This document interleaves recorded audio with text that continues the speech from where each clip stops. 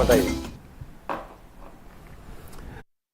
cant ak ngërëm ñel na leen mbokk yéen ñi fare ci teewlu gi di leen jaajëfal bu baax a baax di jaajëfal bu baax a baax ñi fare ci wàllu xarale gi di tuuti Massamba Ismaïla ñoom ñëpp ñu ngi leen di jaajëfal tey jii ñu am mbégte nag àndaat ak yéen ci le round up bi ñu leen di jox chaque jour bu wala sax samedi bu jot ngir jeexal ak yéen semaine bi su ko defee ngeen gën a comprendre li xewoon ci ayu bés bi ci actualité bi bien fournie même au Sénégal ci ayu bés yi Serigne Mansour Sy Cissé nekk nag ki nga xamante ni moo fas yéene toog faram-fàcce ko jàngat ka ak man ak yéen itam ndax ci kanam tuuti bu ngeen déggee waxtaan wi mën ngeen a interagir ak ñun aimer leen partager leen ñu àndandoo ak yéen atteindre objectif yi ñu fixé ak ndoog yéen Serigne Mansour Sy Cissé maa ngi lay nuyu bu baax. maa ngi lay fay bu baax Djibi Sarr di nuyu la communauté de Sénégal 7 di nuyu aussi la diaspora sénégalaise di nuyu aussi tamit sama yaay bu baax a baax ak képp koo xamante ne bii daf ñuy safoo voilà. mu ngi noonu jaajëfal nañ la Serigne Mansour Sy Cissé ci sa teewaay ci émission bi moo tax actualité bi li ci gën a fës daañu waxtaanee ñii di waa FRAPP dégage ak famille détenu ñi ñu jàpp ne détenu politique lañ selon FRAPP ñoom ñiy woote ci benn concertu casserole rax ci dolli tamit dinañ waxtaanee état du Sénégal ak ay avocat am mi génn def sortie waa Yewwi Askan Wi feelu ko waa F24 feelu leen rax ci dolli tamit état de santé bu Ousmane Sonko nekk nag ca prison ak yeneen ñi arrestation yi ñu nemmeeku en tout cas yooyu yëpp ak yeneen bu ñu ko ci toftalee émission bi daal di buur moo tax dañ koy door rek comme ni ma ko waxee Serigne Mansour Sy Cissé ñoom ñu ngi ñuy wax nañu dañuy jëm ci le chemin de la libération ñi may wax mooy FRAPP France Dégage ñoom ñi lëngoo ci ak famille yi ñu jàpp ne ay détenus politiques la ñuy woote mooy concertu casserole encore une fois de plus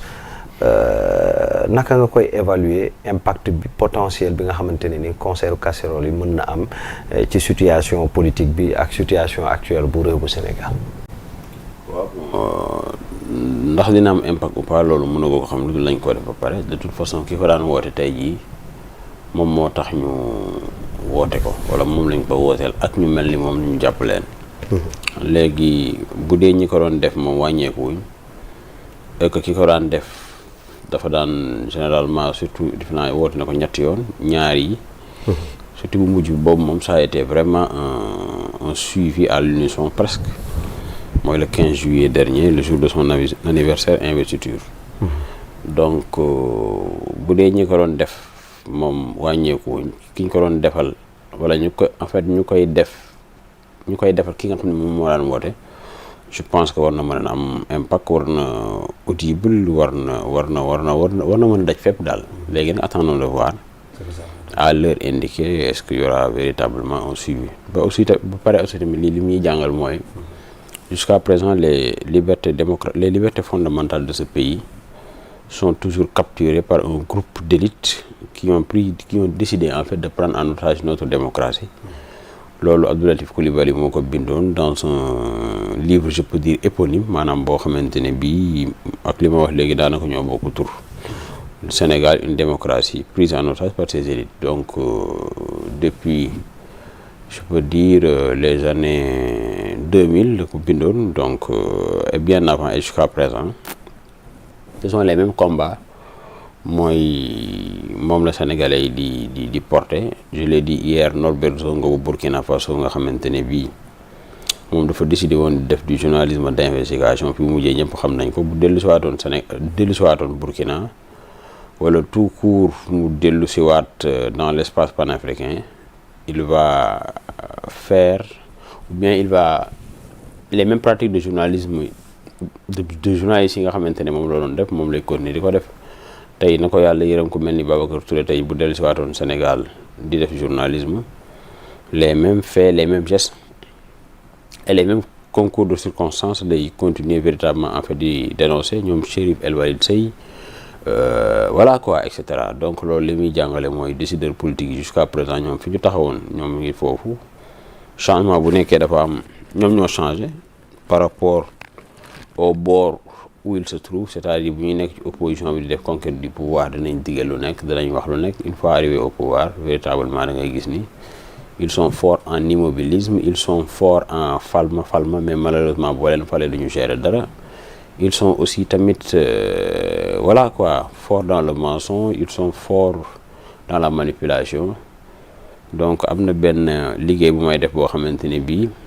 dénombré naa pas moins de 33 défauts chez les hommes politiques 33 défauts. waaw donc loolu li muy firnde rek mooy wax dëgg ne yàlla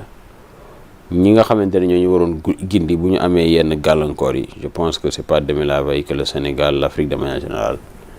va sortir du tunnel véritablement ténébreux quoi. Alors, voilà. En attendant, Serigne Mansour, est-ce que le fait d'organiser encore une fois de plus benn concert au casserole, moment bi déjà ndax opportun na, ak aussi à chaque fois bu ñu defee concert de casserole, la suite dañuy gis y a beaucoup de critiques. Critiques yi nag des fois mën na objective comme mën na bañ a objective. mais ñu ciy gën a nemmeeku mooy mara d'Italie jëye day am rek ñu taafante ko ci concert casserole bi. Déjà au moment où on prépare benn événement religieux, est-ce que le moment est opportun? Ak également d'une manière communicationnelle, je dirais même, wala communication ci wàllu communication, est-ce que le moment est opportun, Mansour? Ah ouais, mais il n'y a pas de moment opportun pour exprimer la démocratie, il n'y a pas de moment aussi tamit inopportun pour réclamer véritablement en fait ces libertés. Parce que bu nekkee affaire u màggal, Cheikhul Khadim li taxoon mu dem màggal mooy li tax ñi màggal sax bokk mooy Serigne Touba, il a voulu véritablement assumer son rôle de réformateur. Il a aussi tamit voulu assumer son rôle de guide al-mujaddidul akbar, c'est-à-dire les grands réformateurs. Loolu moo taxoon moom bu ko neexoon en réalité bu toogoon Touba, parce que il a dit bu toogoon Touba dara du xew, bal du tàkk dara du xew, mais il a voulu aller à la conquête d'un autre statut d'élévation. Loolu moo tax il a écrit, loolu moo tax mu génn sur injonction du prophète. Il est sorti de Touba parce que Touba bu fa toogoon voilà donc maqdum dara du xew, donc il a voulu sortir de Touba comme ni ma la ko waxee léegi pour ut yeneen cër. Liberté nag wala conquête de la liberté dafa am ay pakk, yaa ngi dégg, dafay laaj aussi tamit nit ñi retrousser les manches, dafay laaj nit ñi sacrifier wu et cetera et cetera. Man bu dee dafa am ñu ñuy interpeller, moi je pense que ce sont les décideurs politiques la ñu war a interpeller. Ok, concert de casserole, les gens vont nous dire que voilà c'est pas le bon moment parce que accident nangam, mais accident on peut aussi lui trouver une autre explication ou bien les trouver d'autres explications. Lesquelles mooy am na ay mesures yu ñu jëloon ñoom fan lañ ci toll,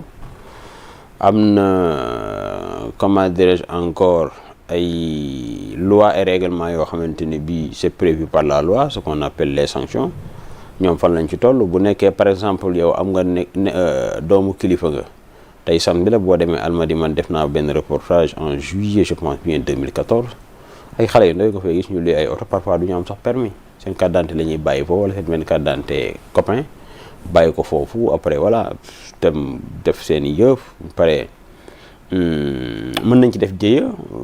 Gis nañ fi benn doomu ministre boo xamante ni bii yaayam ci gouvernement bi la nekk, def jëye et cetera, ñu téye ko après bàyyiwaat ko. Donc yooyu aussi tamit c'est pas comment dire encore une mince affaire, parce que j'ai l'habitude de dire qu'en fait les accidents sont d'égal malheur, n'est-ce pas? Donc sur ce point-là, ou bien sur ces points-là, moi je pense qu'il faudra plutôt encourager les sanctions que de trouver des explications, bon, qui peuvent être vraies, hein, mais je pense que nañu encourager d'abord les sanctions. Léegi nag nit ñi aussi tamit mënuñoo nekk ci dëkk bi di fay impôt, di fay facture courant, di fay ordonnance, di jënd benn doomu soble 300 francs. Est-ce que yaa ngi dégg saaku ceeb cher, meew cher, ndox cher, et cetera, liberté. Yaa ngi dégg bu ñu am wala bu ñu mën a renforcer sax nguur gi du leen ko nangul. Ça aussi tamit c'est un problème. Depuis janvier Israël bu ñuy wax un état oppresseur, wax dëgg na yàlla Israël amul état bu ko ci féete kaw. Ku weddi lii ma la wax da ngay dem nga dëkk dans la bande de Gaza. Depuis janvier, parce que l'exécutif israélien veut réformer la justice, loi bi jàll na, terewul ba léegi nit ñi ñu ngi manifester depuis janvier. Keroog dama ju ma ne maas depuis janvier les gens manifestent, depuis janvier. mais fii ak ñii kan moo fii am liberté wu depuis janvier chaque samedi nga wàcc ci mbedd bi manifester. les gens doivent manifester aussi mais dans le respect des lois ñu ne initiative bi chemin de la liberté libération plutôt est-ce qu'on peut s'attendre bu ñu génnee ci initiative yi ñu bàyyi ñi ñuy woowee détenu politique. non détenu politique yi moom wax dëgg na yàlla lañ leen a war a bàyyi léegi ndax dinañ leen bàyyi man loolu dara wóoruma ci mais dañu war a continuer di réclamer seen liberté. Ça n'a rien à voir avec ceux-là qui ont cassé, selon qui ont incendié, selon qui ont fait de l'outil d'affaires, etc., etc. Ça n'a rien à voir. ñi nga xam ne dañoo joxe seen opinion. est-ce que yaa ngi dégg. le prophète que de fois da doon wax ay nit di ko interpeller dans sa communauté. nekkul mais nii nu mu demee et cetera et cetera teg plan de guerre gars ñi ñëw objecté ko et cetera mais voilà un pays boo xamante ne bii mais ñi fi nekk kenn du leen critiquer. c'est des meutes de chiens lañ lay yónni ñu saaga la dugg ci sa vie privée xam nga et cetera luñ mët sa démb alors que loolu moi je pense que ça ne fait pas marcher les choses d'ailleurs boo gisee léegi Arabie Saoudite dafa mujj ci le sport clean c'est-à-dire le football la mujj utiliser comme levier et effet de levier pour se repositionner au niveau international parce que Arabie Saoudite voilà son image est sur les libertés est plus que écornée. Il y a des journalistes qui disparaissent, comme le cas de Gamal Khashoggi, qui disparaît dans une résidence diplomatique, benn ambassade. xam nga jigéen ñi voilà récemment la ñuy soog a am yenn pas faveur ñu nangul leen yenn nii ci wàllu liberté et cetera léegi nag bi ñu demee ba nga xamante ne franchement sur le plan international. Ils risquent d'être isolés. Ils se sont appuyés sur le football, le sport cleaner qui te permet de nettoyer ton image. Voilà, jënd ay joueurs yu mag envergure ay Neymar ay Sadio Mané je pense Abou Diallo y a le Kalidou Koulibaly et cetera voilà quoi au moins pour ñu repositionner parce que aussi tamit ce monde là c'est un village planétaire am na yoo xamante ne mënoo continuer di ko def. wax dëgg na yàlla dëkk yi nga xamante ne bii da ngeen bokk daje. tënku ci benn kuréel ñu lay nawloo yaa ngi dégg te Sénégal bu continuer nii moi je pense que nii franchement on risque d'être la risée et pour ne pas dire on l'est déjà la risée de cette planète. alors ci détenu ñi ñuy woowee détenu politique ñu bëri compté ci Ousmane Sonko kenn ci opposant yi pour ne pas dire leader de l'opposition déjà ses partisans comme waa Yewwi Askan Wi tenir nañu benn conférence de presse hier ou tout récemment pour di dénoncer également l'état de santé d'Ousmane Sonko plus précisément je vais emprunter d'ailleurs ñaari kàddu mooy yu Aïda Mbodj ak yu Habib Sy ñoom ñaar ñu def ay témoignages yu glissant jëmale ko ci Ousmane Sonko di dem bay mel ni ñu perdre espoir man li ma bëgg a xam mooy comment interprétez-vous émotion yi nga xam te ni affiché nañ ko Aïda Mbodj Habib Sy surtout lors de seen déclaration bi ñu def ak impact bi mu mun a am sur l'opinion publique. Non, au-delà de l'émotion ce qui se passe c'est du